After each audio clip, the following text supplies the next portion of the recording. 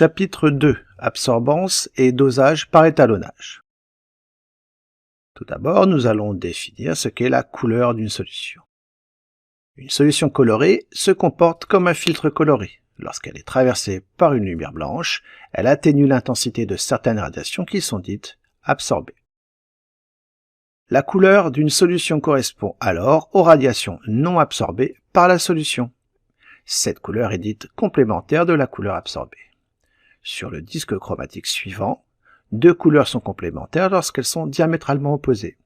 Ainsi, une solution de couleur magenta absorbe les radiations correspondant au vert, couleur complémentaire du magenta. Et une solution de couleur cyan absorbe les radiations correspondant au rouge, couleur complémentaire du cyan. Dosage spectrophotométrique. Doser une espèce chimique dans une solution consiste à déterminer la concentration molaire ou massique de l'espèce en solution. Le dosage par étalonnage consiste à comparer une propriété physique d'un échantillon à la même propriété physique pour une gamme d'étalons. Nous allons étudier une méthode d'étalonnage particulière, la spectrophotométrie. La spectrophotométrie permet de doser des espèces colorées par la mesure de l'absorbance A lambda pour une longueur d'onde lambda donnée. L'absorbance A est une grandeur positive sans unité liée au rapport entre l'intensité de la radiation incidente de longueur d'onde lambda et celle de la radiation transmise de même longueur d'onde.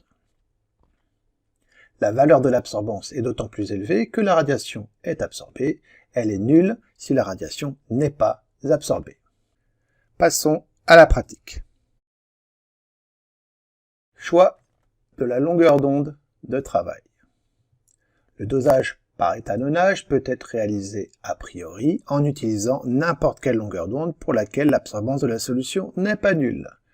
Néanmoins, les incertitudes de mesure sont plus faibles et donc la précision plus grande en utilisant la longueur d'onde lambda max correspondant au maximum d'absorption, c'est-à-dire correspondant à la radiation la plus absorbée.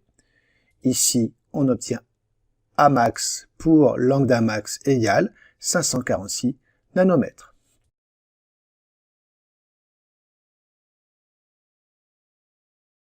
Construction de la droite d'étalonnage. Plusieurs solutions SI de l'espèce colorée à doser, dite solution étalon, de concentration connue CI, sont préparées. On mesure leur absorbance AI à la longueur d'onde choisie. On trace la courbe représentant les variations de A en fonction de la concentration molaire en espèce colorée. Cette courbe est une droite passant par l'origine, ce qui traduit la proportionnalité entre l'absorbance et la concentration de l'espèce colorée. Cette notion de proportionnalité entre absorbance et concentration de l'espèce colorée est traduite par la loi dite de Beer-Lambert. Cette loi s'écrit de la façon suivante: A égale K fois C, avec K égale L fois Epsilon. A, c'est l'absorbance, sans unité. C, la concentration molaire en espèce absorbante, qui est donnée en mol par litre. L, l'épaisseur de la solution traversée. Epsilon, qu'on appelle coefficient d'extinction molaire, qui dépend de la nature de l'espèce absorbante, de la longueur d'onde de la radiation utilisée, du solvant et de la température. Epsilon est exprimé en litres par mol par centimètre. Comment utiliser la loi de Beer-Lambert? Une fois l'absorbance de la solution à étudier déterminée, on peut au choix utiliser graphiquement la courbe, on connaît AX, on connaît donc CX, ou utiliser l'équation de la courbe lorsqu'on l'a.